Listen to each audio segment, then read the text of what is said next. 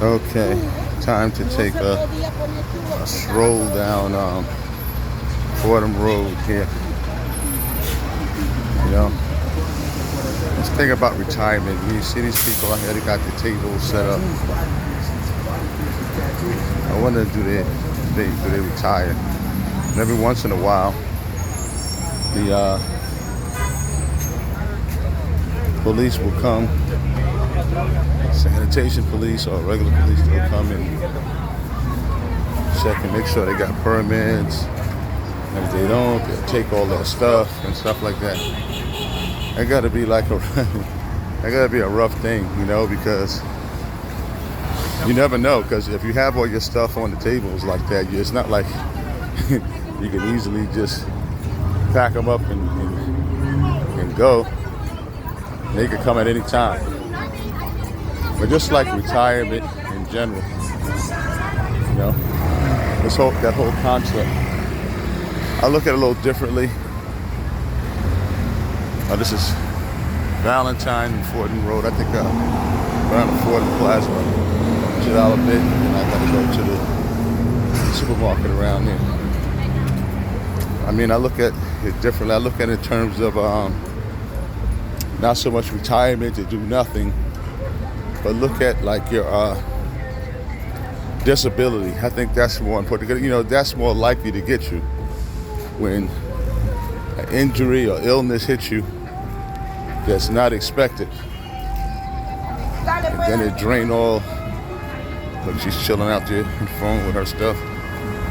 This guy here, with his stuff. You know, then it drains all your money as you're trying to, you know, battle the health. You know, because then you got your regular bills, especially like if you're working with the co-pays and all that, insurance with the co-pays. If you're on straight Medicaid, well, everything is paid for you, but the only thing with that is if you have, you know, a disease that they're used to, and you know, the treatment that you want to use is conventional, right? But you know, sometimes you have an aggressive form of cancer and the regular stuff ain't working. You try something new, and insurance don't cover that. But even a regular insurance, not even Medicaid, even a regular insurance, that's the only thing that, you know, some people, the doctors tell you, you know, there ain't too much we can do. You know, your last maybe 2 or 3 months of your life suck up all of your money. You know, and you're only going to be alive for like 2 or 3 more months. So maybe you leave, whoever you leave behind, you won't leave them with inheritance, you leave them with bills because you know, the medical stuff costs so much. So anyway, that's how I look at it. I look in terms of disability. I look, you know, make sure that covered in terms of that. Because people make a big thing about, well, you know, I want to be able to not do anything, which is fine, because you have to have the choice. You have to be able to have the choice to say, well, I'm going to do this, or I'm going to do this in my 60s, 70s, and even 80s, and having the choice to do it. That's cool. You know, but in a situation where you have to keep working, especially up in the 70s and 80s, that's you know, that's not a good look.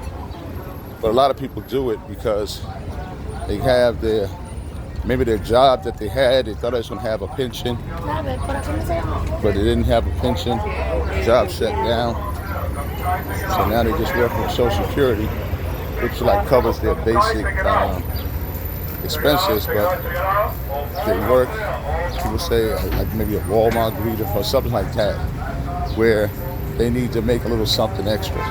Or sometimes you see the older folks, they'll be in the fast food restaurant, like cleaning the tables and stuff like that. The younger people, maybe behind the counter. But even that job, for an older person or even a younger person, it seems like they're trying to automate it. You know? So now getting back to the people with the tables out here. You see them on up here on Fordham Road, 125th Street, Canal Street downtown in Manhattan. You see them in Fulton Street, Brooklyn, other places. I wonder how are they making out with security, job security, how they were making out with health insurance. I imagine the ones that have some sort of legal residency, they probably, on public assistance, do this stuff off the books. But the ones who, I don't even know in New York, can you get, because I think it's federal rules apply to, I don't even know if you can get certain public assistance if you're, quote unquote, undocumented. These words get me, where they try to dress stuff up and make it not sound too bad, undocumented. It sounds like, well, I just left my documents home. They don't want you to say illegal because they say like, well, you're saying the person is illegal. So it's like and another thing that get me, so-and-so, she was a sex worker. What the hell is a sex worker? I thought that was hope. These, that's just a couple of names that, okay, I gotta turn around over here. A little shorts on. It's like she's wearing underwear outside. I should turn around and give you. I was sure want to turn around and give my viewers a view, but she's too far ahead now. It's like she's wearing drawers outside, right? Panties afuera. That's how I go down in the heat, huh?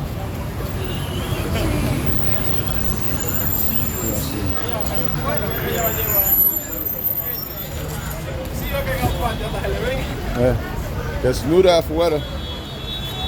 Alright, I'm gonna cross the street here. Sorry I couldn't show for the guys. Sorry I couldn't show y'all the naked girl. Well, half naked. How are you? Can these people drive good? Or I may want to. Is it dangerous to cross here? Not too dangerous. Yeah. It's too dangerous. These people might even have license. Yeah, so it's out here with the fruit and stuff. Yeah, I wonder, because in the old days, you get a job and you get insurance through the job. You used to get pension through the job, a long time ago. Now they switch from the pension to because the job used to pay you for your retirement. Now they switch from that to the 401ks where the job matches it. But then they started the health care, co-pays. But for the people that's working outside, I wonder how are they making it? And that's a good thing though, because thank you, bro. Let me see. Jobs, housing. Want to put your name down? No, that's okay. Hold it. Just call me. Send Okay. my number's on the top. Thank you. Thank you, brother. Thank God for you. Wow, there's a lot of stuff here. Because I respect it though, you know what I mean? You get stuff and just start selling it. Maybe you get to the point where you don't even want like a regular job. You be like, hey, I got my own business. The only issue is scalability, meaning that, anytime you get involved in something, you want it to grow. And if you're doing something where you have to do everything, that may be an issue. All right, what I'm gonna do is here, matter of fact, I'm gonna sit here for a second because I got this paper for this job and I need to put it in my bag. So maybe if I could just pause this, right?